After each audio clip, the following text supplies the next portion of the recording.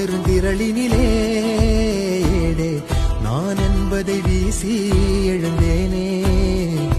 மனமே தான் என்பது போகும் பெருங்கணத்தினிலே கூவி வாவென்றொரு வாழ்க்கை சிறு குரலாய் அருளாய் பேச போகாதொரு ஆழம்